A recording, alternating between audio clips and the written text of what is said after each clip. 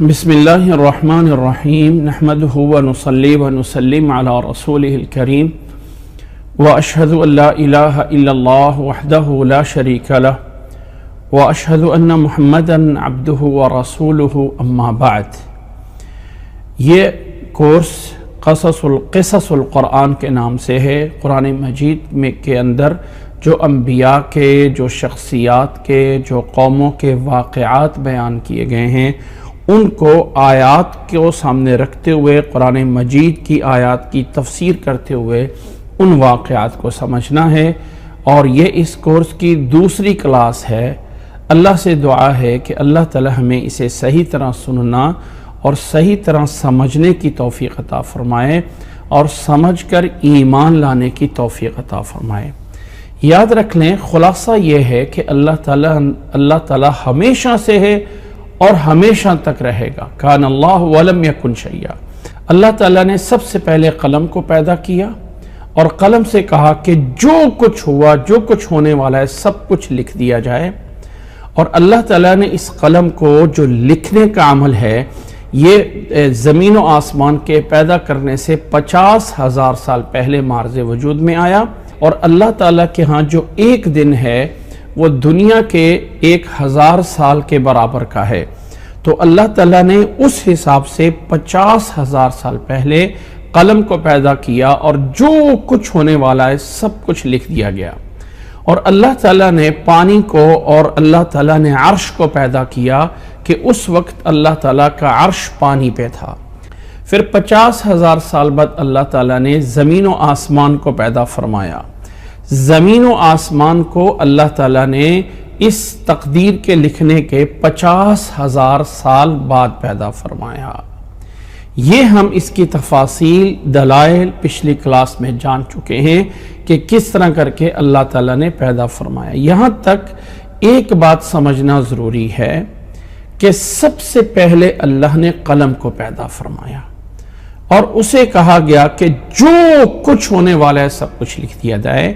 یہ ایک رائے ہے جس کو میں گزشتہ کلاس میں واضح کر چکا ہوں اور اسی کے دلائل دے چکا ہوں، لیکن اس میں ایک اور چیز بھی سامنے نظر آ رہی ہے کہ اللہ کے نبی صلی اللہ علیہ وسلم کی حدیث جو ہم نے سامنے دیکھی تھی کہ آپ صلی اللہ علیہ وسلم سے عمران ابن حسین جب روایت کرتے ہیں، وہ فرماتے ہیں کہ کان اللہ ولم یکن شیئا غیرہ، کہ اللہ تھا اور اللہ کے علاوہ کچھ نہیں تھا۔ وَكَانَ عَرْشُهُ عَلَى الْمَاءِ، اور اللہ تعالیٰ کا عرش پانی پہ تھا۔ وَكَتَبَ فِي الذِّكْرِ كُلَّ شَيْءٍ، اور اللہ تعالیٰ نے لوح محفوظ میں سب کچھ لکھ دیا۔ اور پیچھے یہ روایت ہم پڑھ چکے ہیں کہ اللہ تعالیٰ نے سب سے پہلے قلم کو پیدا کیا اور قلم کو کہا کہ سب کچھ لکھ دے۔ اب یہاں پہ قلم کو لکھنے کے بعد فرمایا کہ جو کچھ ہوا ہے، جو کچھ ہونے والا ہے، سب کچھ لکھ دیا جائے۔ تو اس میں یہ بھی ایک رائے موجود ہے کہ اللہ تعالیٰ ہمیشہ سے ہمیشہ تک رہے گا، اور سب سے پہلے اللہ تعالیٰ نے عرش اور پانی کو پیدا کیا، کیونکہ اللہ کا عرش بھی اللہ کی مخلوق ہے، اور پانی سے اللہ تعالیٰ نے پوری کی پوری ہر چیز کو پانی سے پیدا فرمایا ہے۔ تو اللہ تعالیٰ نے سب سے پہلے پانی کو پیدا فرمایا اور عرش کو پیدا فرمایا، اور اس کے بعد قلم سے یہ کہا کہ اکتب ما کان وما یکون۔ اب یہ جو قلم کے لیے ہے کہ اول ما خلق اللہ القلم، تو یہ اولیت، پہلا پن، پہلی چیز قلم کے پیدا ہونے کے اعتبار سے نہیں بلکہ کتابت سے، یعنی جیسے ہی اللہ نے قلم کو پیدا کیا تو اسے کہا اکتب ما کان وما یکون، اور اس وقت اللہ تعالیٰ کا عرش پانی پہ تھا۔ وَكَانَ عَرْشُهُ عَلَى الْمَاءِ، اور پھر اللہ تعالیٰ نے زمین و آسمان کو پیدا کیا۔ یہ تفاصیل ہم اپنی گزشتہ کلاس میں جان چکے ہیں، اور گزشتہ کلاس میں جو چیزیں جانی ہیں ان کے بارے میں تھوڑا سا یہ سمجھ لیجئے۔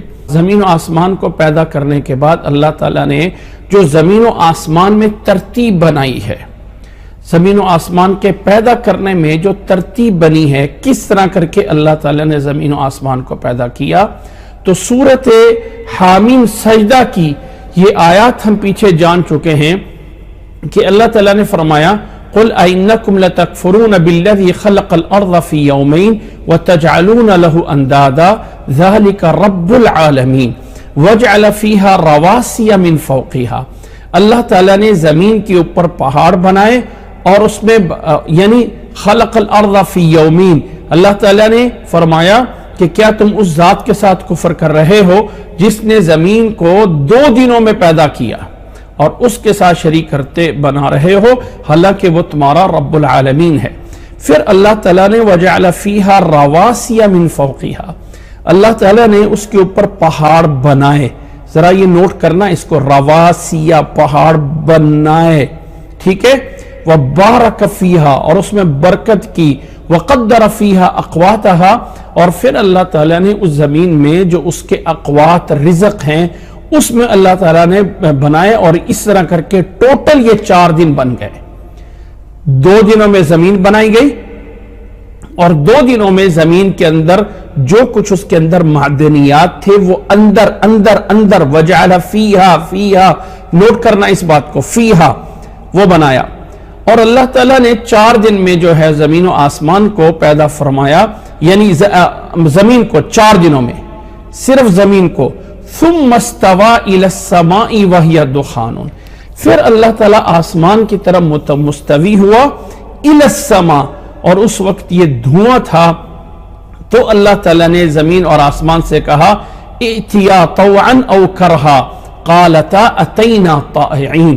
تو اللہ تعالیٰ نے زمین آسمان کو بلایا کہ آؤ میری طرف اطاعت کرو، تو دونوں نے کہا ہم اطاعت کرنے والے ہیں.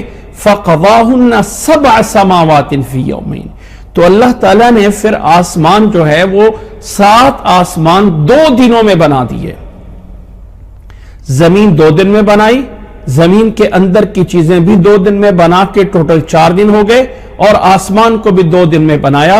اس طرح کر کے اللہ تعالیٰ نے یعنی آسمان کو جو ہے زمین و آسمان کو 6 دن میں پیدا فرمایا. قرآن مجید میں اللہ تعالیٰ نے 7 دفعہ فرمایا ہے کہ خلق السماوات والارض فی 6 ایام، 6 دنوں میں اللہ تعالیٰ نے زمین و آسمان کو بنایا. 6 days میں اللہ تعالیٰ نے یہ قرآن مجید میں 7 دفعہ فرمایا ہے خلق السماوات والارض فی 6 ایام. سورۃ فصلت یا سورۃ حامیم سجدہ میں یہ تفصیل موجود ہے کہ زمین کو 4 دن میں پیدا فرمایا اور آسمان کو جو ہے وہ 2 دنوں میں پیدا فرمایا ہے. اور زمین و آسمان کے بارے میں یہ بات گزر چکی ہے کہ کائنات کا جو مرکز ہے، اس کا جو مین بڑی چیزیں ہیں، اللہ تعالیٰ نے وہ زمین و آسمان کو پیدا فرمایا ہے. کیونکہ اللہ تعالیٰ ہمیشہ بار بار قرآن مجید میں جب بھی کائنات کا تذکرہ ہوتا ہے تو خلق السماوات والارض انہی آیات کی طرف اشارہ کرتا ہے. اب یہاں پہ تھوڑا سا چند ایک آیات کو سمجھ رہے ہیں تو تھوڑی سی باتیں درمیان والی بھی سمجھنی چاہیے. یہ آیات جو ہمارے سامنے آ رہی ہیں، اللہ تعالیٰ نے فرمایا زمین و آسمان کو فقال لها وللارض ائتیا طوعا او کرہا. اللہ نے جس انداز میں بھی مخاطب کیا، اللہ تعالیٰ نے جس انداز میں بھی زمین و آسمان سے کلام کیا، اللہ تعالیٰ پتھر سے، اللہ تعالیٰ کسی بھی چیز سے کلام کر سکتا ہے. تو اللہ تعالیٰ نے زمین اور آسمان سے کہا آؤ میری طرف، یعنی میری اطاعت کرو. طوعا او کرہا، طوعا یعنی دل کی چاہت سے، خوشی سے، او کرہن یا مجبورن. قالتا نوٹ کرنا، قالتا تسنیہ کا 2 کا صیغہ ہے، دونوں نے کہا. اتینا آئے ہم طائعین. اب یہ جو طائعین ہے یہ نوٹ کرے، طائعین اگر یہ ہوتا قالتا تسنیہ ہے تو یہ آنا تھا طائعتین، دونوں اطاعت کرتے ہوئے. یعنی اس صیغے کو لکھا جانا تھا، یوں لکھا جانا چاہیے تھا، یعنی اگر اس کو طائعتین یوں لکھا جانا چاہیے تھا. اگر یہ یعنی پیچھے بھی تسنیہ ہے اور اگر یہاں بھی تسنیہ بنتا تو اس لفظ کو یوں لکھا جانا چاہیے تھا طائعتین، کہ ہم دونوں اطاعت کرنے میں آ گئے. لیکن یہاں پہ جمع کا صیغہ آیا ہے طائعین. جیسے جمع مذکر سالم ہوتی ہے تو طائعون اور طائعین سے یہاں پہ موجود ہے، لفظ جیسے یہاں سے موجود ہے تو یہ اس میں سے آ رہا ہے طائعین، قالتا اتینا طائعین، تو جمع بولا گیا ہے، بولنے والے دونوں ہیں، قالتا تثنیہ کا صیغہ، ٹھیک ہے، آگے جمع مؤنث ہے اور طائعین جمع ہے، جبکہ یہ آنا چاہیے تھا طائعتین۔ تو اس میں حکمت کیا ہے؟ واللہ عالم، اس میں حکمت یہ ہے کہ اللہ تعالیٰ نے زمین کو پیدا کیا اور زمین کے اندر رواسی ہے، اس میں قدر فیہا اقواتہا، اور اسی طرح گویا کہ زمین و آسمان اور جو کچھ ان کے اندر ہے سب کو کہا کہ قالتا اتینا طائعین۔ اللہ تعالیٰ کا کلام متوجہ ہوا آسمان کی طرف، فقال لہا وللارض، اور زمین دونوں سے اللہ نے فرمایا، اور طوعا و کرہتا، قالتا، تو دونوں نے جواب دیا کہ ہم آ رہے ہیں اے اللہ، ہم سب تیری فرما برداری کر رہے ہیں۔ تو یہاں سب کے اندر نوٹ کریں، یہاں سب کے اندر جو چیز آ رہی ہے کہ زمین و آسمان، اور زمین و آسمان کے اندر جو کچھ ہے وہ سارا کا سارا مطلوب تھا، اسی لیے یہاں جمع کا صیغہ لایا گیا ہے۔ اللہ تعالیٰ نے 7 آسمان بنا دیے 2 دن میں، ٹوٹل جو ہے وہ 6 دنوں میں بنا دیے۔ اب یہاں پہ اگلی بات جو سمجھنے والی ہے کہ زمین و آسمان بن گئے، سب سے پہلے قلم یا لوح اور پانی، یعنی سب سے پہلے اللہ کا عرش اور پانی، پھر اس کے بعد قلم اور لوح محفوظ، اس کے بعد 50,000 بار زمین و آسمان بن گئے۔ اب زمین و آسمان کو ایک بنایا گیا اور اس کی ایک ہے، اس کو ترتیب دی گئی۔ اب ذرا یہاں پہ غور کیجئے، سورۃ فصلت میں، سورۃ فصلت کے اندر اللہ تعالیٰ نے فرمایا ہے وَجَعَلَ فِيهَا رَوَاسِيَ مِن فَوْقِهَا وَبَارَكَ فِيهَا وَقَدَّرَ فِيهَا أَقْوَاتَهَا فِي 4 أَيَّامٍ، زمین کو 4 دن میں پیدا فرمایا اور اس میں جو کچھ تھا وہ اللہ تعالیٰ نے 4 دن میں پیدا فرمایا۔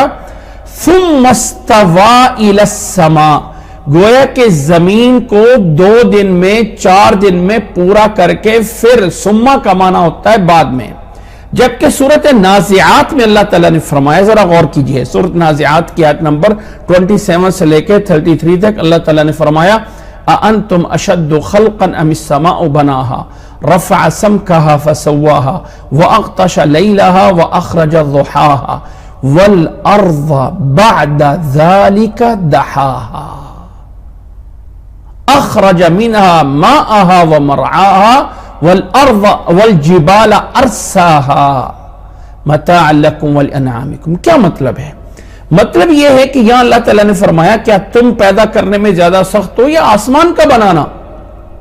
آسمان، رفع السمكها فسواها، اللہ تعالیٰ نے آسمان کی چھت کو بلند کیا اور اسے برابر کیا، وَأَغْطَشَ لَيْلَهَا، اور رات کو اندھیرا کیا، وَأَخْرَجَ ضُحَاهَا، اور اس کی روشنی نکالی، دن کو روشن کیا، وَالْأَرْضَ بَعْدَ ذَلِكَ دَحَاهَا، زمین کو اس کے بعد اللہ تعالیٰ نے دحون کیا۔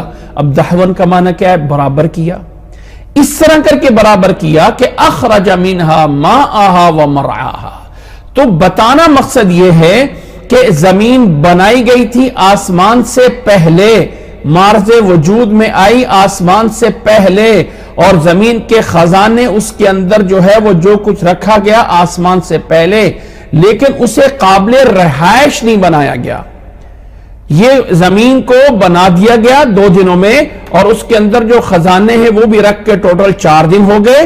اس کے بعد ثم استوى الى السماء، آسمان دھواں تھا تو اللہ تعالیٰ نے زمین کے بنانے کے بعد لیکن قابل رہائش نہیں بنایا، بس مخلوق پیدا ہو گئی اور اس کے اندر جو کچھ تھا وہ بنا دیا گیا۔ اور اس کے بعد اللہ تعالیٰ نے آسمان کو دھویں سے 7 آسمان 2 دن میں بنا دیے۔ اب اس وقت جو ہے وہ زمین کے اور آسمان کے اندر جو ہے اللہ تعالیٰ نے اوحیٰ فی کل سماء امرہا وزینا السماء الدنیا بمصابیح، اور آسمان میں جو ہے وہ روشن ستارے بنا دیے گئے، روشن ستارے بنا دیے گئے۔ اب ابھی تک زمین قابل رہائش نہیں ہوئی۔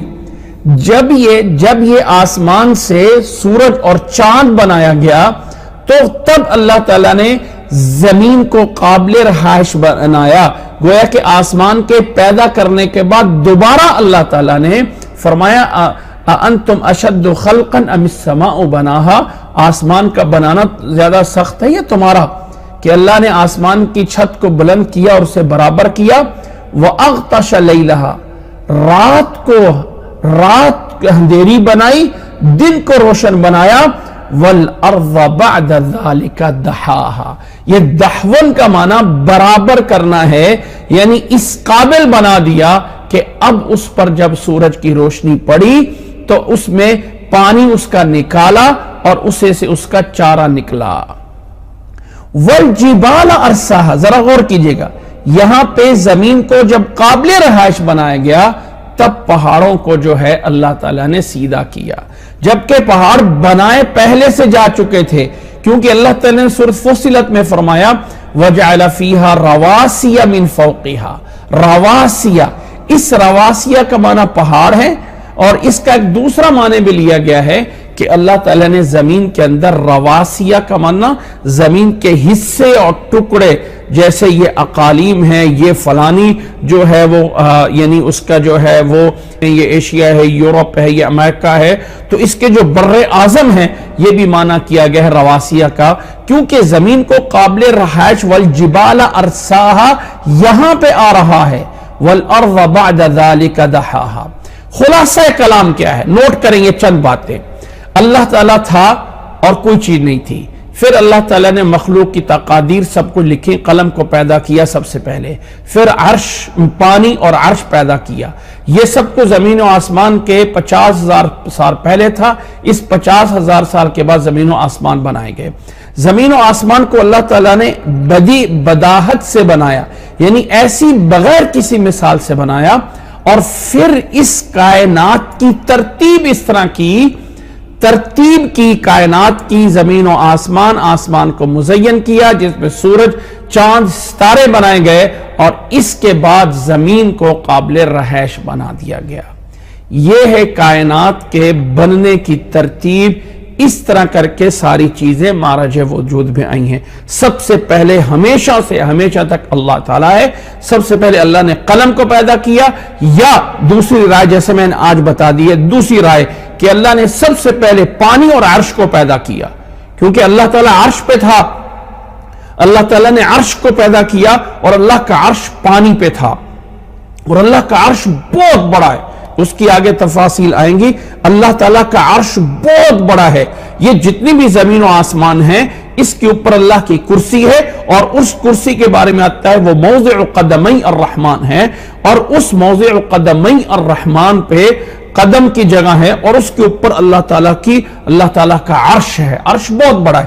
اللہ نے عرش کو پیدا کیا، اور پھر کائنات کو قابل رہائش، کائنات کو مرتب اللہ تعالیٰ نے کیا کہ آسمان میں سورج اور چاند بنا دیے گئے، ستارے بنا دیے گئے، اور زمین کو قابل رہائش بنا دیا گیا۔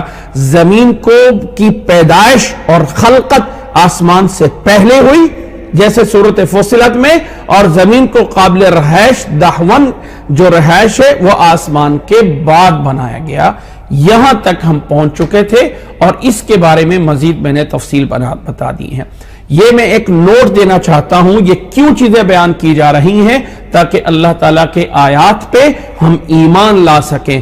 اگر یہ چیزیں فضول ہوتی تو اللہ تعالیٰ قرآن مجید کی آیات میں ذکر نہ کرتا، اور جب آیات میں ذکر کیا ہے تو ان تمام چیزوں پہ ایمان لانا ہر مسلمان کے لیے لازم اور ضروری ہے، اور یہی مقصد ہے اس کائنات کی، اس ترتیب کی، اس پیدا کرنے کا، کہ انسان اللہ تعالیٰ کی تمام چیزوں پہ ایمان لے آئے۔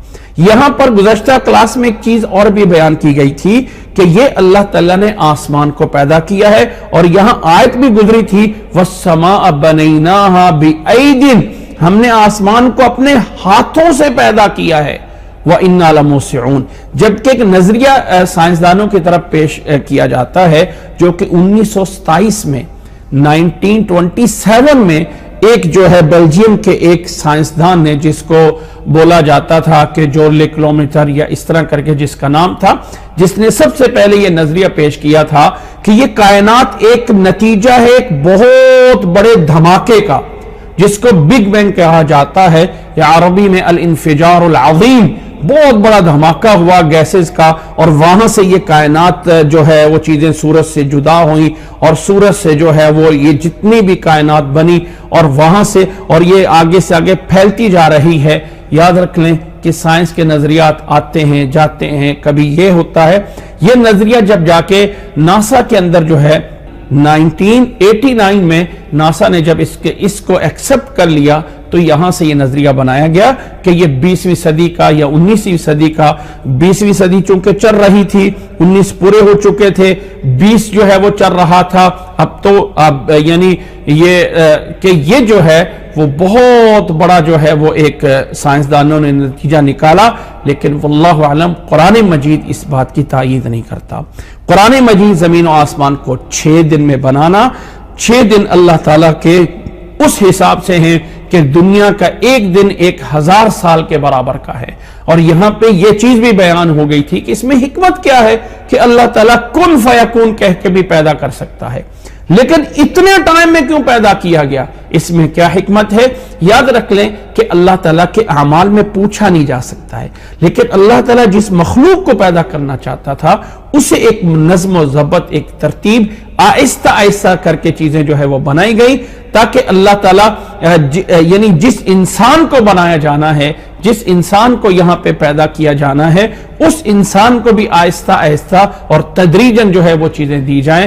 اس میں اللہ تعالیٰ کی بہت ساری حکمتیں ہو سکتی ہیں، لیکن اللہ تعالیٰ کے اعمال پہ پوچھا نہیں جا سکتا کہ اللہ نے ایسا کیوں پیدا کیا۔ اللہ تعالیٰ چاہے تو ہم زمین میں بیج ڈالیں اور فوری 1 سیکنڈ کے بعد وہ نکل کے جو ہے وہ پودا آ جائے تو کر سکتا ہے، لیکن اللہ نے اس کی ترتیب بنائی ہے کہ آج یہ زمین میں بوجھ ڈالا جائے گا، اور اتنے سال بعد، اتنے مہینے بعد یہ جا کے بڑا درخت جو ہے وہ بنتا ہے۔ تو ہر چیز میں اللہ تعالیٰ کی حکمت ہے۔ تو اللہ تعالیٰ نے اس اعتبار سے زمین و آسمان کو 6 دن میں پیدا کیا، اور اللہ تعالیٰ نے یہ بھی فرمایا کہ اللہ نے اپنے ہاتھوں سے آسمان کو بنایا۔ یہاں زمین و آسمان پورے ہو چکے ہیں، کائنات بن چکی ہے، زمین بن چکی ہے، آسمان بن چکا ہے، سورج اور چاند کا نظام چل چکا ہے۔ اس کے بعد آگے کیا ہے، جہاں سے آج ہم شروع کر رہے ہیں، اور اس کے بعد کچھ مخلوق ہیں جن کو انسان کے پیدا ہونے سے پہلے جاننا ضروری ہے، اور اس میں دخل، کیونکہ اس کا ایک لنک بنتا ہے، ایک دخل بنتا ہے، اور اس میں پہلی مخلوق ہے فرشتے۔ اس کو جو ہے وہ ملکن کہا جاتا ہے، جس کی جمع ہے ملائکہ، جس کی جمع ہے، اگر اس میں لام کے نیچے ہم زیر لگا دیں اس کو مٹا کے، تو اس کا معنی بن جاتا ہے بادشاہ۔ لیکن اللہ تعالیٰ نے اسے بادشاہ نہیں کہا، بلکہ اس مخلوق کو اللہ تعالیٰ نے زبر کے ساتھ ملکن، جس کی جمع جو ہے وہ ملائکہ بنائی جاتی ہے، یعنی اس کی جمع جو ہے وہ ملائکتن بنایا جاتا ہے، یہ اس کی جمع ہے۔ یہ اللہ تعالیٰ نے عربی میں نام ہے، اور ہم اپنی زبان میں اس کو فرشتے کہا جاتا ہے۔ اب یہاں پہ اس کے بارے میں جو بنیادی باتیں ہیں وہ ہم جانتے ہیں۔ سب سے پہلی بات یہ ہے کہ اس پہ ایمان لانا ضروری ہے۔ اللہ تعالیٰ نے قرآن مجید میں بیان فرمایا ہے، اعوذ باللہ من الشیطان الرجیم، بسم اللہ الرحمن الرحیم، لیس البر ان تولوا وجوہکم قبل المشرق والمغرب ولکن البر من آمن باللہ والیوم الآخر والملائکۃ والکتاب والنبیین۔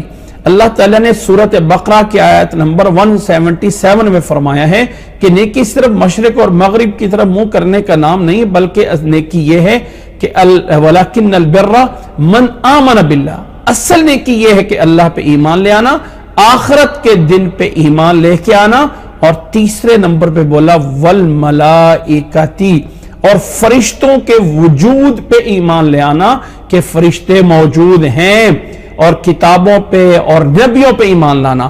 تو اس میں اللہ تعالیٰ نے ایمان کا ایک حصہ قرار دیا ہے کہ فرشتوں پہ ایمان لے کے آنا۔ اسی طرح چند آیات اس بارے میں جانتے ہیں کہ اللہ تعالیٰ نے ایمان کے بارے میں ایمان لے کے آنا، میں یہ کیوں بتا رہا ہوں؟ اس لیے بتا رہا ہوں کہ بہت سارے ایسے نیچرل والے لوگ پیدا ہوئے جنہوں نے فرشتوں کے وجود کا انکار کیا اور کہا کوئی فرشتے نہیں، ہمیں نظر نہیں آتے ہیں، بس یہ ایک فطرتی طاقتیں ہیں جس سے سارے کام ہوتے ہیں، اور فرشتوں کا کوئی وجود نہیں ہے کیونکہ تجربے میں چیز نہیں آئی ہے۔ تو اللہ تعالیٰ نے جو قرآن مجید عطا فرمایا ہے اس سے بڑھ کر کوئی سچی کتاب نہیں ہے. تو فرشتوں پہ ایمان لے کے آنا، اس کی چند ایک آیت جو پہلے گزری، دوسری آیت سورۃ النساء کے اندر، سورۃ النساء کی آیت نمبر 136 میں فرمایا یا ایھا الذین آمنوا آمنوا باللہ ورسولہ والکتاب الذی نزل علی رسولہ والکتاب الذی انزل من قبل ومن یکفر باللہ وملائکتہ وکتبہ ورسلہ والیوم الآخر فقد ضل ضلالا بعیدا. جو کوئی بھی کفر کرے گا اللہ کے ساتھ، فرشتوں کے ساتھ، کتابوں کے ساتھ، رسولوں کے ساتھ، یوم آخرت کے ساتھ، وہ بہت بڑی دور کی گمراہی میں جائے گا. اسی طرح سورۃ بقرہ میں اللہ تعالیٰ نے بیان فرمایا، سورۃ بقرہ کے آیت نمبر 98 میں من کان عدوا للہ وملائکتہ ورسلہ وجبریل ومیکال فإن اللہ عدو للکافرین.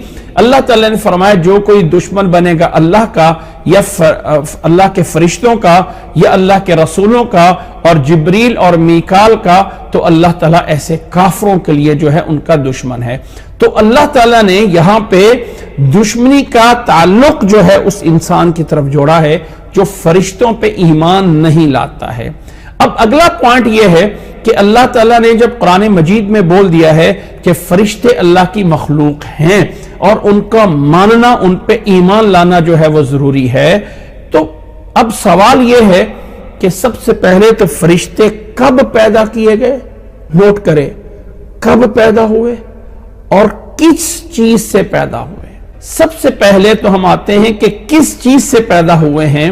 رسول اللہ صلی اللہ علیہ وسلم سے حضرت عائشہ رضی اللہ تعالی عنہ روایت نقل کرتی ہیں کہ قال رسول اللہ صلی اللہ علیہ وسلم خلقت الملائکۃ من نور وخلق الجان من مارج من نار وخلق آدم مما وصف لکم. فرمایا رسول اللہ صلی اللہ علیہ وسلم نے کہ اللہ نے فرشتے پیدا کیے گئے نور سے، اور جنات پیدا کیے گئے آگ سے، اور انسان اسی طرح پیدا کیے گئے جیسے کہ بیان ہوئے ہیں، اور ان کا بیان دوسری جگہ ہو چکا ہے کہ اللہ تعالیٰ نے انسان کو مٹی سے پیدا کیا. بہرحال اس حدیث کو جسے امام مسلم رحمہ اللہ نے 2996 نمبر پہ مسند احمد میں، ابن حبان میں روایت کیا گیا ہے، صحیح روایت مسلم کی ہے عائشہ رضی اللہ تعالیٰ عنہ سے کہ فرشتے نور سے پیدا کیے گئے. یہ ہے یہاں پہ مین پوائنٹ. اب سوال یہ ہے کہ فرشتے نور سے تو پیدا کیے گئے، اور یہ نور کون سا نور ہے؟ اللہ تعالیٰ کی ذات بھی تو نور ہے.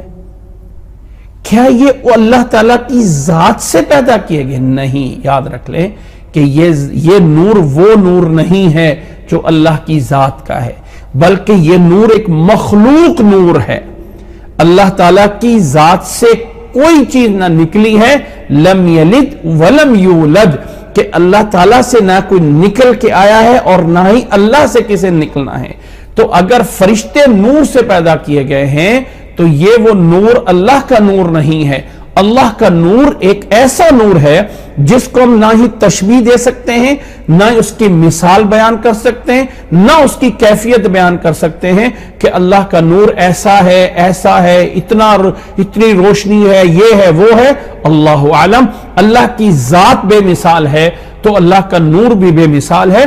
فرشتے جس نور سے پیدا کیے گئے وہ اللہ کی مخلوق نور ہے. یہ جو سورج یا چاند کی روشنی ہے یہ اللہ کی مخلوق ہے. اسی طرح اللہ کا ایک نور ہے جس سے اللہ تعالیٰ نے فرشتوں کو پیدا کیا. نہ یہ ہے کہ ایسے نور سے پیدا کیا گیا جو اللہ کی ذات کا نور ہے، کیونکہ اللہ تعالیٰ نے ان لوگوں کی مذمت کی ہے جو لوگ فرشتوں کو اللہ کی بیٹیاں قرار دیتے تھے اور اللہ تعالیٰ سے نسبت کرتے تھے. قرآن مجید میں اللہ تعالیٰ نے بہت سی جگہوں پہ ان کی مذمت کی گئی ہے. تو فرشتوں جس نور سے پیدا کیے گئے وہ اللہ کی ذات کا نور نہیں بلکہ اللہ کی مخلوق نور ہے جس سے پیدا کیے گئے.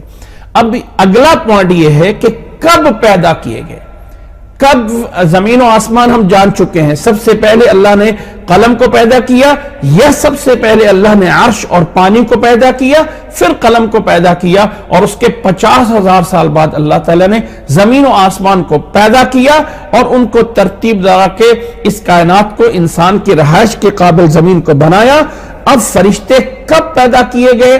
اللہ تعالیٰ نے قرآن مجید میں سورۃ بقرہ کی آیت نمبر 30 میں فرمایا ہے وَإِذْ قَالَ رَبُّكَ لِلْمَلَائِكَةِ إِنِّي جَاعِلٌ فِي الْأَرْضِ خَلِيفَةً، کہ جب اللہ تعالیٰ نے انسان کو پیدا کرنا چاہا تو اللہ نے فرشتوں سے کہا کہ میں زمین پہ خلیفہ بنانے والا ہوں.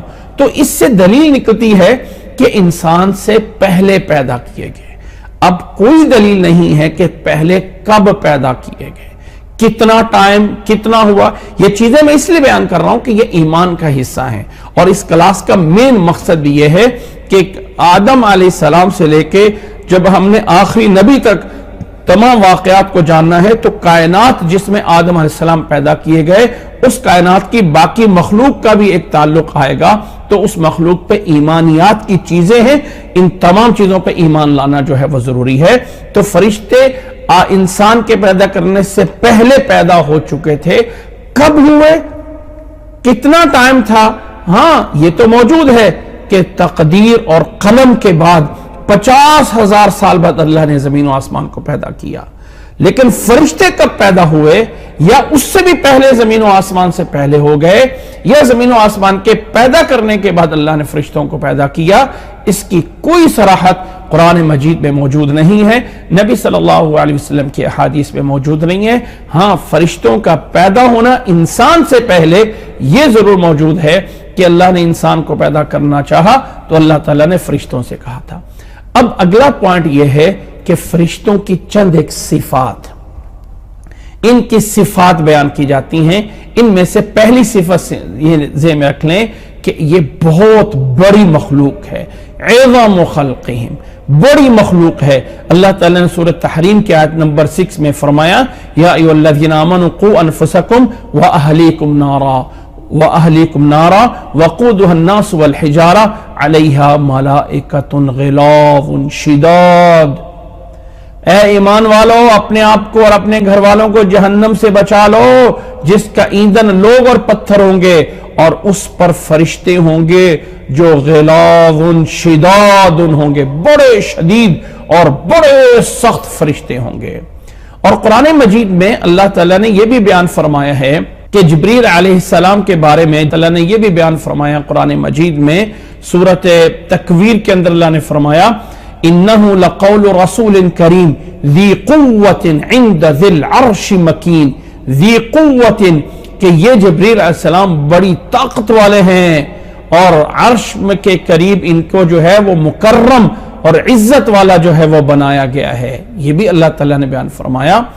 اور ایسے ہی صحیح مسلم میں ایک روایت موجود ہے، رسول اللہ صلی اللہ علیہ وسلم فرماتے ہیں، صحیح مسلم میں آپ صلی اللہ علیہ وسلم نے فرمایا کہ میں نے جبریل علیہ السلام کو دیکھا کہ رأیتہ منہبطا من السماء سادا عظم خلقہ ما بین السماء والارض.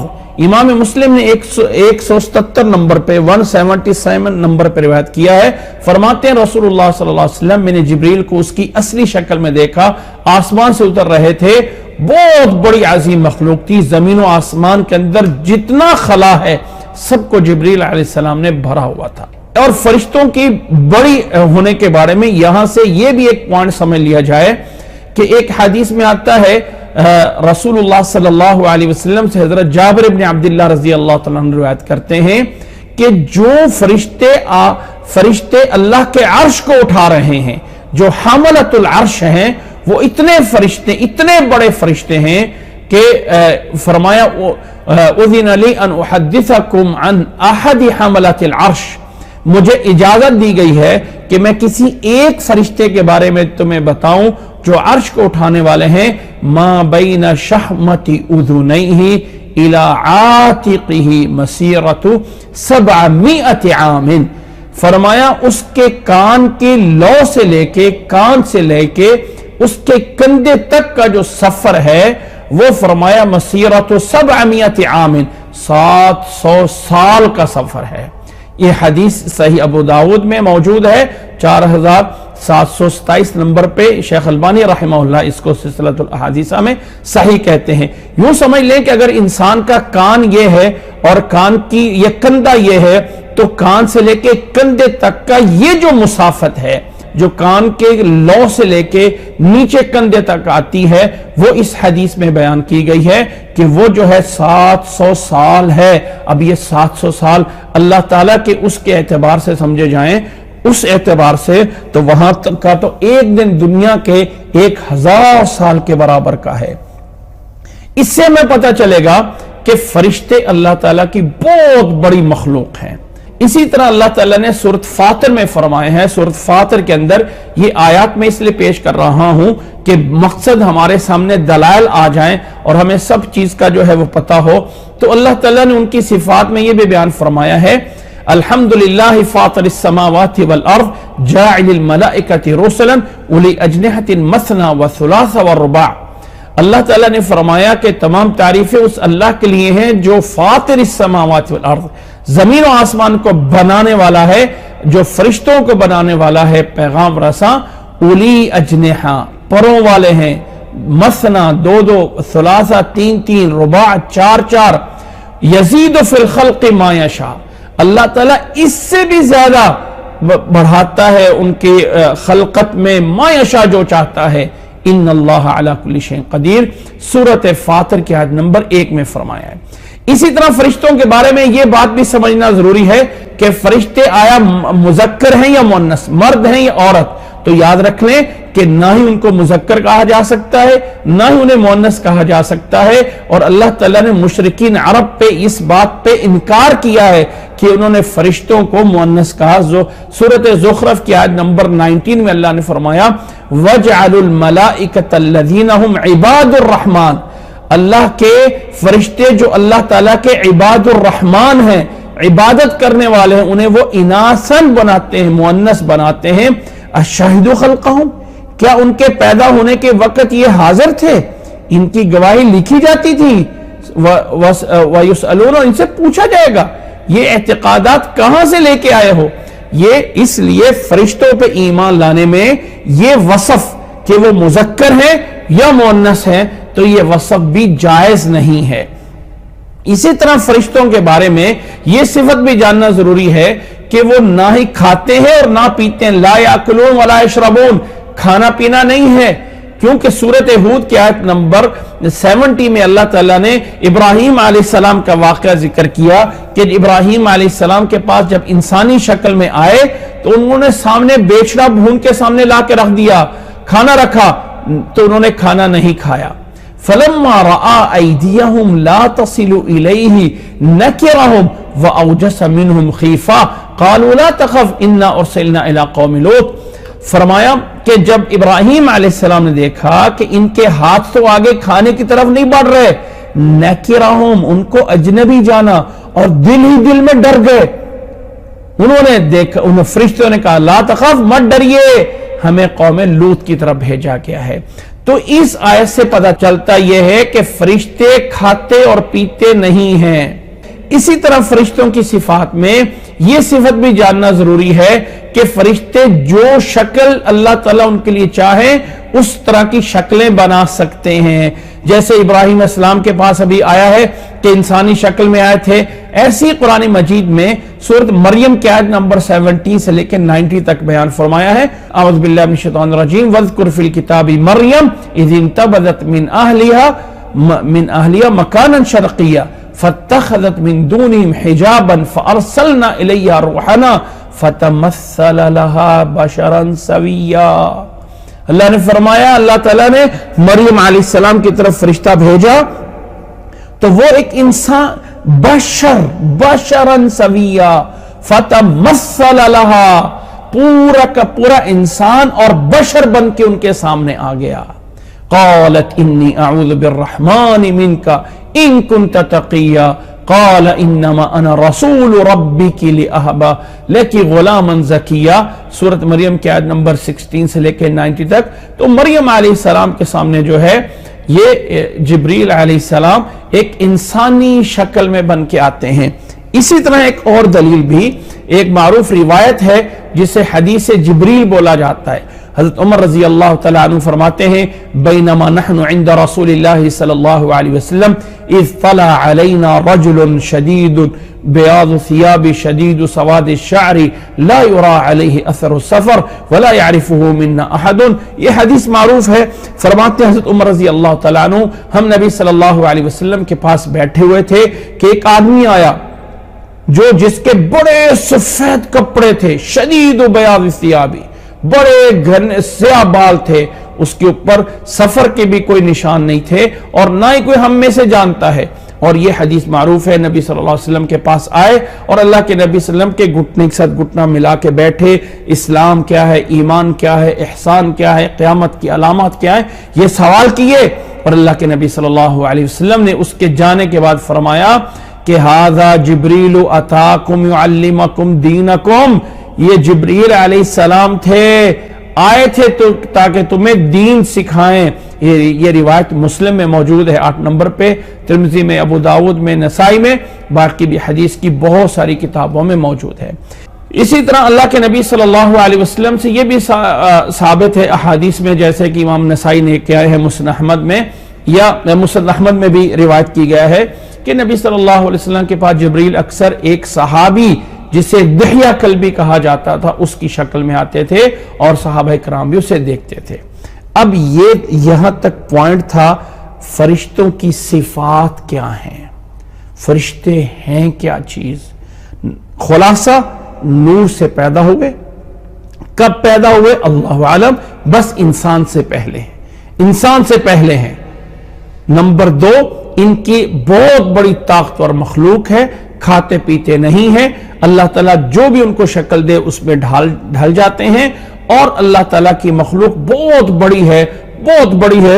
اللہ تعالیٰ نے عرش کے اٹھانے والے فرشتے کو اس کے کان سے لے کے کندھے تک کی جگہ کو بتایا ہے، 700 سال کے برابر مسافت ہے، اتنی لمبی مسافت ہے۔ اور یہ جب بتایا جا رہا ہے، نبی صلی اللہ علیہ وسلم بتا رہے ہیں، تو گویا کہ انسانوں کے اعتبار سے ہیں یا اس اعتبار سے ہیں جو اللہ تعالیٰ کے ہاں جو ہے دن بنتا ہے، تو اس اعتبار سے مسافت ہے، تو اتنے بڑے فرشتے ہیں۔ اب فرشتوں کے کام کیا ہیں؟ اگلا پوائنٹ، فرشتے کرتے کیا ہیں، کیا ان کا کام ہے؟ چند ایک آیات اس بارے میں جانتے ہیں کہ فرشتوں کے اعمال کیا ہیں۔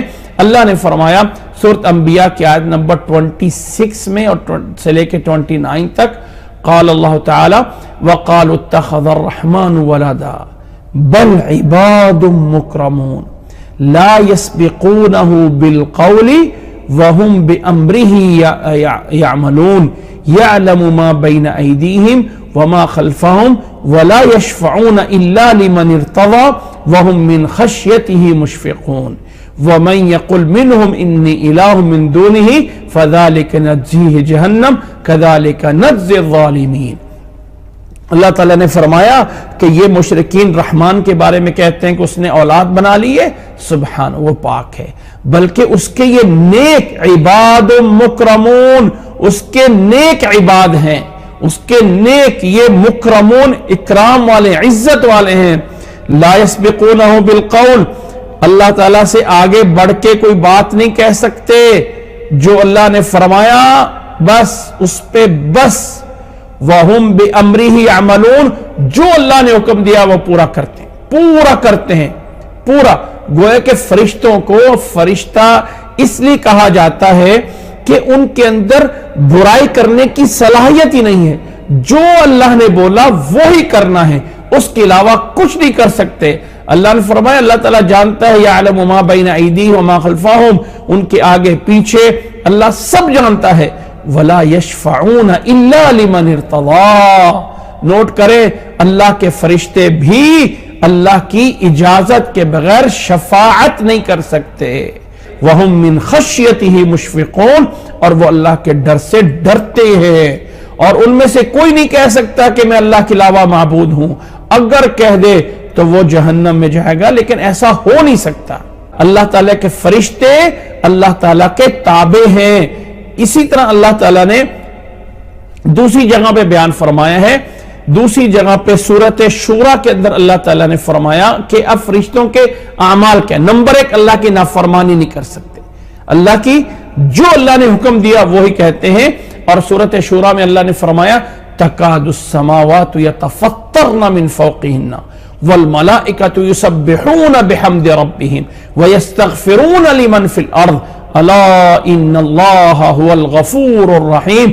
سورہ شورا میں فرمایا فرشتے رب کی حمد و ثنا کرتے ہیں اور استغفار کرتے ہیں، معافی مانگتے ہیں. اپنے لیے نہیں، ان کے ذمہ تو کوئی گناہ نہیں ہے. کن کے لیے؟ لمن فی الارض، ان لوگوں کے لیے جو زمین پہ ہیں، اور یہ بھی اللہ نے حکم دیا ہوا ہے ان کو. الا ان اللہ هو الغفور الرحیم، خبردار اللہ تعالی غفور الرحیم ہے. اسی طرح اللہ تعالیٰ نے سورت غافر میں، یا جس سے ہم سورت مومن بولتے ہیں، اس میں بھی اللہ تعالیٰ نے بیان فرمایا الذین یحملون العرش ومن حولہ یسبحون بحمد ربہم ویؤمنون بہ ویستغفرون للذین آمنوا. اللہ کے عرش کو جو فرشتے اٹھاتے ہیں اور جو کہ ان کے ارد گرد ہیں، یسبحون تسبیح بیان کرتے ہیں اپنے رب کی، ایمان لاتے ہیں اور استغفار کرتے ہیں ایمان والوں کے لیے. اور کیا دعا کرتے ہیں؟ ربنا وسعت كل شيء رحمة وعلما فاغفر للذين تابوا واتبعوا سبيلك وقهم عذاب الجحيم ربنا وادخلهم جنات عدن التي وعدتهم ومن صلح من آبائهم وأزواجهم وذرياتهم إنك أنت العزيز الحكيم. آخری والا پوائنٹ ذرا نوٹ کیجئے، انک انت العزیز الحکیم. حکمت کیا ہے اس کے اینڈ ہونے میں؟ سورت غافر کی آیت نمبر 7 اور 8 میں فرمایا جو رب کے عرش کو اٹھانے والے فرشتے ہیں اور جو ان کے عرش کے ارد گرد ہیں، سارے یہ رب کی تسبیح بیان کر رہے ہیں اور ایمان لاتے ہیں اور استغفار کرتے ہیں ایمان والوں کے لیے. اور یہ دعا کرتے ہیں ربنا، اے ہمارے رب، ہر چیز پہ آپ کی رحمت وسیع ہے، علم وسیع ہے، لہذا معاف کیجئے ان لوگوں کو جو توبہ کرتے ہیں، تیرے راستے کی اتباع کرتے ہیں، انہیں جہنم کے عذاب سے بچائیے. اے ہمارے رب، انہیں اس جنت عدن میں، ہمیشہ والی جنت میں داخل کیجئے جس کا وعدہ ہے ان سے، اور جو اس جنت میں داخل کریں ان لوگوں کو بھی نوٹ کریں ومن صلح من آبائہم، اور جو بھی اپنی اصلاح کر لے ان کے آباء و اجداد میں سے، ان کی بیویوں سے، ان کی اولاد سے، اللہ سب کو جنت میں داخل کر دے. اور آخری پوائنٹ ہے انک انت العزیز الحکیم. حالانکہ سیاق و سباق یہ کہتا ہے، یہاں آنا چاہیے تھا انک انت الغفور الرحیم، یہ آنا چاہیے تھا کیونکہ رب سے تو معافی مانگ رہے ہیں، لیکن اشارہ اس طرف، اے اللہ تو طاقت والا ہے اور تو معاف کر رہا ہے، تو تیری حکمت ہے. ہم فرشتے اللہ کو مجبور نہیں کر سکتے، لیکن اللہ تو غالب حکیم ہے، دعا کر سکتے ہیں، کرنا وہی ہے اللہ جو تو کرتا ہے. تو فرشتوں کے اعمال میں حمد و ثنا، ایمان اللہ پہ اور ایمان والوں کے لیے استغفار کرنا، وہ اس آیت میں موجود ہے. اسی طرح سورت فصلت کی آیت نمبر 38 میں فرمایا فَإِنِ اسْتَكْبَرُوا فَالَّذِينَ عِنْدَ رَبِّكَ، جو تیرے رب کے ہاں ہیں، يُسَبِّحُونَ لَهُ بِاللَّيْلِ وَالنَّهَارِ، دن اور رات تسبیح کر رہے ہیں، وَهُمْ لَا يَسْأَمُونَ، اور وہ کبھی تھکتے نہیں ہیں. اسی طرح سورت انبیاء میں فرمایا لا يستكبرون عن عبادته ولا يستحسرون، رب کی عبادت سے تکبر نہیں کرتے، نہ ہی اس سے کوئی تھکتے ہیں، دن اور رات تسبیح کرتے ہیں، درمیان میں کبھی فطور، رکاوٹ، وقفہ کچھ نہیں آتا ہے. اسی طرح سورت صافات میں فرمایا، فرشتے کہتے ہیں وَمَا مِنَّا إِلَّا لَهُ مَقَامٌ مَعْلُومٌ وَإِنَّا لَنَحْنُ الصَّافُونَ وَإِنَّا لَنَحْنُ الْمُسَبِّحُونَ، ہم رب کے سامنے صفیں بنانے والے، ہم رب کی تسبیح کرنے والے. اسی طرح سورت مریم میں فرمایا وَمَا نَتَنَزَّلُ إِلَّا بِأَمْرِ رَبِّكَ لَهُ مَا بَيْنَ أَيْدِينَا وَمَا خَلْفَنَا وَمَا بَيْنَ ذَلِكَ، ہم تیرے رب کے اجازت سے ہی نازل ہوتے ہیں، وہ اللہ پورا اختیار رکھتا ہے ہمارے آگے، ہمارے پیچھے اور جو کچھ ہمارے سامنے ہے. اسی طرح فرمایا اللہ تعالیٰ نے سورت انفطار میں وَإِنَّ عَلَيْكُمْ لَحَافِظِينَ کِرَامًا کاتبین یعلمون ما تفعلون. یعلمون فرشتے جانتے ہیں کہ تم کیا کر رہے ہو. وہ کرامن کاتبین ہیں، لکھتے ہیں انسان کے اعمال. اللہ تعالیٰ نے کرامن کاتبین دو فرشتے رکھے ہیں جو انسان کے نیک اعمال لکھ رہے ہیں. تو فرمایا یہ جو ہے تمہارے اوپر فرشتوں کے اعمال میں وہ حافظین ہیں، وہ کرامن کاتبین ہیں، وہ جان رہتے ہیں جو کچھ کر رہے ہو، یہ فرشتوں کے اعمال ہیں. اسی طرح اللہ تعالیٰ نے فرمایا کہ فرشتوں کی صفات میں وَيَوْمَ تَشَقَّقُ السَّمَاءُ بِالْغَمَامِ وَنُزِّلَ الْمَلَائِكَةُ تَنزِيلًا. فرشتوں کا نازل ہونا یہ بھی صفت ہے سورۃ فرقان کی آیت نمبر 27 میں. اسی طرح اللہ تعالیٰ نے فرمایا آگے سورۃ فرقان کی آیت نمبر 21 اور 22 میں یوم یرون الملائکۃ لا بشری یومئذ للمجرمین ویقولون حجرا محجورا. یوم یرون الملائکہ، جس دن فرشتوں کو دیکھیں گے تو ایک وقت آئے گا جب انسان فرشتے کو دیکھتے ہیں اور اس دن پھر کوئی چھٹکارا نہیں ہوتا ہے. اب اگلا پوائنٹ یہ کہ فرشتے ہیں کتنے. اب میں پتہ چل گیا فرشتوں کے کام یہ ہیں، فرشتوں کے اعمال یہ ہیں، اور فرشتے مخلوق ہیں. اللہ تعالیٰ نے انہیں نور سے پیدا کیا ہے. اللہ نے اپنی ذات کے نور سے نہیں، الگ ایک نور، ایک روشنی سے انہیں پیدا کیا ہے. ان کی صفات یہ ہیں کہ اللہ کی نافرمانی نہیں کر سکتے، بہت بڑی مخلوق ہے، بہت ساری شکلیں جو اللہ چاہے وہ بنا سکتے ہیں. اور زمین پہ انسانوں نے بھی انسانی شکل میں ان فرشتوں کو دیکھا ہوا ہے. اب یہ فرشتے کتنے ہیں، ان کی تعداد کتنی ہے؟ حضرت ابو ذر رضی اللہ تعالیٰ عنہ سے رسول اللہ صلی اللہ علیہ وسلم سے نقل کرتے ہیں وَإِنِّي أَرَى مَا لَا تَرَوْنَ وَأَسْمَعُ مَا لَا تَسْمَعُونَ أَطَّتِ السَّمَاءُ وَحُقَّتْ لَهَا أَن تُؤِطَّ مَا فِيهَا مَوْضِعُ 4 أَصَابِعَ إِلَّا وَمَلَكٌ وَاضِعُ جَبْهَتَهُ سَاجِدًا. حدیث قدسی نقل کرتے ہیں، فرماتے ہیں اس حدیث میں جو مین پوائنٹ ہے، فرمایا کہ ما فیہا، آسمان میں، السماء کہ آسمان جو ہے جیسے کسی چارپائی پہ بیٹھا جائے، کسی چیز کرسی پہ بیٹھے اور بیٹھے اور چین چین چین وہ کرے، اس کو کہتے ہیں السماء وحق لها ان تئط. کہ آسمان کے اوپر جیسے فرشتے ہیں تو آسمان اس سے جو ہے آواز دیتا ہے. وحق لها ان تئط کہ یہ جو عطیت کی آواز ہے، اسے آواز کو بولا جاتا ہے جب کسی کرسی پہ، کسی چارپائی پہ، کسی سیٹ پہ بیٹھے اور اس پہ زیادہ وزن آئے تو وہ چین چین جو کرتی ہے اس کو عطیت بولا جاتا ہے. اور فرمایا آسمان پہ اس لیے یہ عطیت کی آواز آتی ہے کہ ما فیہا موضع 4 اصابع، 4 انگلیوں کی جگہ بھی نہیں ہے آسمان پہ، مگر وہاں پہ کوئی نہ کوئی فرشتہ اپنا جبین رکھے ہوئے اللہ کے آگے سجدہ کر رہا ہے. یہ روایت ترمذی میں 2312 نمبر پہ شیخ البانی رحمہ اللہ اس کو حسن قرار دیتے ہیں.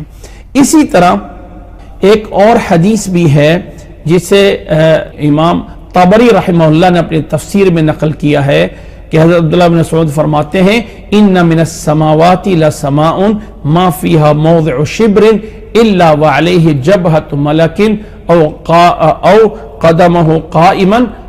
فرماتے ہیں کہ آسمانوں میں سے ایک آسمان ہے جس میں ایک بالشت کے برابر بھی جگہ نہیں ہے مگر وہاں پہ فرشتہ جو ہے اس کا جبہہ پیشانی ہے یا اس کا قدم ہے کہ رب کے سامنے کھڑا ہو کے عبادت کر رہا ہے. اور اسی کے بارے میں اور تفسیر بیان کی حضرت عبداللہ بن مسعود نے وَإِنَّا لَنَحْنُ الصَّافُونَ وَإِنَّا لَنَحْنُ الْمُسَبِّحُونَ. شیخ البانی رحمہ اللہ اس حدیث کو صحیح قرار دیتے ہیں.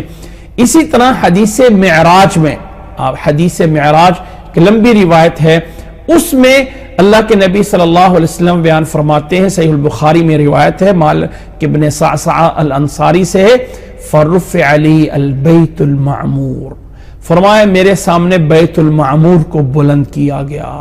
فَسَأَلْتُ جبریل، میں نے جبریل سے پوچھا یہ کیا ہے؟ فقال هذا البيت المعمور، یہ بیت معمور ہے يصلي فيه كل يوم 70,000 ملک، اس میں ہر روز 70,000 فرشتے جو ہے وہ نماز پڑھتے ہیں، یا کچھ روایات میں طواف کرتے ہیں. اذا خرجوا لم يعودوا الیہ آخر ما علیہ. فرمایا اگر یہاں سے نکل گیا ایک فرشتہ پورا کر کے تو دوبارہ اس کی کبھی باری نہیں آئے گی. روزانہ کے 70,000 فرشتے بیت المعمور، یہ جو زمین پہ کعبہ ہے، اسی کے سیدھ میں، اسی کی ڈائریکشن میں ڈائریکٹ آسمان پہ بیت المعمور ہے، سیم اسی میں، اور وہاں پہ فرشتے جو ہے وہ طواف کر رہے ہیں. ایک دن میں 70,000 فرشتے وہاں پہ نماز پڑھتے ہیں یا طواف کرتے ہیں. ایک فرشتہ جب کر لیتا ہے تو قیامت اس کی باری نہیں آئے گی. یہ حدیث. اب اس میں اگلا پوائنٹ اور آخری پوائنٹ ہے فرشتوں کے بارے میں، اور وہ ہے اللہ اکبر، انسان افضل ہے یا فرشتے افضل ہے؟ فرشتے ہیں تو بہت زیادہ، ان کی صفات بھی بہت عظیم ہیں. اب انسان افضل ہے یا فرشتے افضل ہے؟ آپ لوگوں کی کیا رائے ہے؟ اب کہیں گے انسان افضل ہے، بھئی ہم زیادہ فضیل. وہ الگ بات ہے کہ یہاں پہ ہم مجرم کی بات نہیں کر رہے. ظاہر ہے کہ اللہ تعالیٰ نے مجرموں کے بارے میں تو فرمایا ہے اولئک کالانعام بل ہم اضل، کہ یہ جو ہے وہ جانور ہیں، جانوروں سے بھی بدتر ہیں. انسان جو ہے وہ جب نیک بن جاتا ہے تو کیا انسان افضل ہے یا فرشتے افضل ہیں؟ سورت بنی اسرائیل میں یا سورت اسراء میں اللہ نے فرمایا ہے وَلَقَدْ كَرَّمْنَا بَنِي آدَمَ وَحَمَلْنَاهُمْ فِي الْبَرِّ وَالْبَحْرِ وَرَزَقْنَاهُمْ مِنَ الطَّيِّبَاتِ وَفَضَّلْنَاهُمْ عَلَى كَثِيرٍ مِّمَّنْ خَلَقْنَا تَفْضِيلًا. اللہ اکبر. نوٹ کریں، اللہ نے فرمایا ہم نے بنی آدم کو عزت دی ہے، اور ہم نے انہیں خشکی اور تری میں سواریاں دی ہیں، اور ہم نے طیبات سے رزق دیا. وَفَضَّلْنَاهُمْ، اور ہم نے انہیں فضیلت دی ہے اپنی بہت ساری مخلوق پہ. عَلَى كَثِيرٍ مِّمَّنْ خَلَقْنَا. نوٹ کریں آیت کا انداز. وَفَضَّلْنَاهُمْ عَلَى كَثِيرٍ مِّمَّنْ خَلَقْنَا. اپنی مخلوق میں سے جنہیں ہم نے پیدا کیا ہے، ان مخلوق میں سے ممن خلقنا. یہ ہے میرا استدلال. ممن خلقنا، کہ ہم نے ان کو فضیلت دی ہے اپنے اس مخلوق میں سے جسے ہم نے پیدا کیا، اس میں سے انسانوں پر بہت ساری مخلوق پہ فضیلت دی. اب یہ ممن کا کیا معنی ہے؟ یعنی اپنی مخلوق میں سے بہت ساری مخلوق پہ فضیلت دی، لیکن کیا ساری مخلوق پہ فضیلت دی ہے بنی آدم کو؟ واللہ اعلم. اور فرشتوں کے بارے میں اللہ تعالیٰ نے سورۃ انبیاء کے آیت نمبر 27 میں اور 26 میں فرمایا وَقَالُوا اتَّخَذَ الرَّحْمَنُ وَلَدًا بَلْ عِبَادٌ مُكْرَمُونَ. دیکھیں یہاں پہ کرمنا بنی آدم اور یہاں پہ عباد مکرمون. تو کرم کا لفظ بنی آدم کے لیے اور کرم کا لفظ فرشتوں کے لیے بھی. تو اب کون افضل ہوا، فرشتے ہوئے یا انسان ہوئے؟ اور اگر آپ کہیں کہ سورت یعنی 3 پہ آ جائیں، والتین والزیتون وطور سینین وہذا البلد الامین لقد خلقنا الانسان فی احسن تقویم. سورت 3 میں جو احسن تقویم بولا کہ وہ ایز پیدائش، ایز خلقت کے ہے، کہ اللہ نے انسان کو بڑی عظیم خلقت میں پیدا کیا ہے، احسن ترین ڈھانچے میں بنایا ہے. اب سوال ہے 2 مخلوق کا، مقابل میں فرشتے ہیں، انسان، افضل کون ہے؟ ٹھیک ہے. ایک حدیث آتی ہے رسول اللہ صلی اللہ علیہ وسلم سے کہ اللہ کے نبی صلی اللہ علیہ وسلم نے فرمایا کہ جب کوئی مجلس اللہ کے گھر میں اس حدیث کو یہاں پہ نہیں نوٹ کیا ہے، ادروائز میں آپ لوگوں کو دکھا دیتا، لیکن بتا رہا ہوں حدیث صحیح ہے. فرمایا کہ اللہ تعالیٰ کے بندے جب اللہ کے کسی گھر میں جمع ہو کے اللہ کا ذکر کرتے ہیں، اللہ کو یاد کرتے ہیں، تو اللہ ان بندوں کو اس سے بڑی مجلس میں، اس سے یعنی بڑے مجلس میں اللہ ان کو یاد کرتا ہے. اب وہ بڑی مجلس کون سی ہے؟ فرشتوں کی ہو سکتی ہے آسمانوں پہ کہ اللہ تعالیٰ اپنے ہاں بڑی مجلس میں، عظیم مجلس میں ان کو جو ہے وہ یاد کرتا ہے. اب وہ بڑی مجلس میں فرشتوں کی مجلس، فرشتوں کی اس میں کہ جو اللہ کا ذکر یہاں پہ کر رہے ہیں، اللہ ان کو یاد وہاں پہ فرشتوں میں. تو اللہ تعالیٰ اس حدیث میں آتا ہے کہ اللہ تعالیٰ اپنے ان بندوں کو اس سے بڑی عظیم مجلس میں ذکر کر رہا ہے. تو اس سے بھی فرشتوں کی طرف پلہ بھاری ہو گیا، پلہ بھاری وہاں پہ ہو گیا. اور سورۃ اسراء کی آیت جس کو ہم دلیل بناتے ہیں انسان کی عزت اور کرم پہ عزت بناتے ہیں، تو یہاں پہ تو اللہ نے فرمایا ممن خلقنا، اپنی مخلوق میں سے اکثر مخلوق پر انسان کو فضیلت دی ہے، سب کا تو ذکر ہی نہیں کیا. اور اگر آپ اس بات سے دلیل لے لیں کہ اللہ نے آدم علیہ السلام کے لیے فرشتوں کو سجدہ کروایا تھا، تو انسان ساجد ہے اور مسجود جو ہے وہ فرشتے ہیں، تو اس کا جواب کیا ہے کہ وہ تو اللہ کا حکم تھا. اب اللہ تعالیٰ ہمیں حکم دے رہا ہے کہ ہم ایک چار دیواروں کے بنے ہوئے کمرے اور اس روم کو، جس روم کا نام کعبہ ہے، اس کو سجدہ کریں. تو کیا اس سجدے میں پتھر کو اگر ہم سجدہ کر رہے ہیں تو درخت فضیلت رکھتا ہے یا پتھر درخت فضیلت رکھتا ہے؟ کیا چیز؟ تو بھائی ہم نہیں کر سکتے. تو کیا پتھر زیادہ فضیلت رکھتا ہے کہ اس کو انسان نے، وہ مسجود ہے انسانوں کا؟ نہیں، ہم اس پتھر کو سجدہ ہی نہیں کرتے، ہم سجدہ تو اللہ کو کرتے ہیں. اگر اللہ میں درخت کو کہہ دیتا ہم اس کو سجدہ کر لیتے. تو آدم علیہ السلام کو جو سجدہ کیا گیا تھا وہ حکم اللہ کا تھا.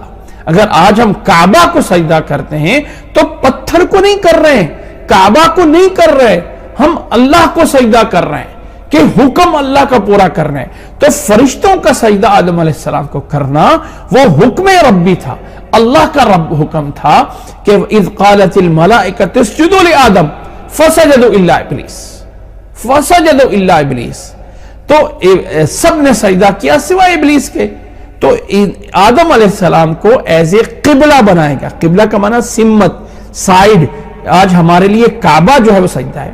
تو اس میں سے کس طرف دلائل میں جائیں گے واللہ عالم.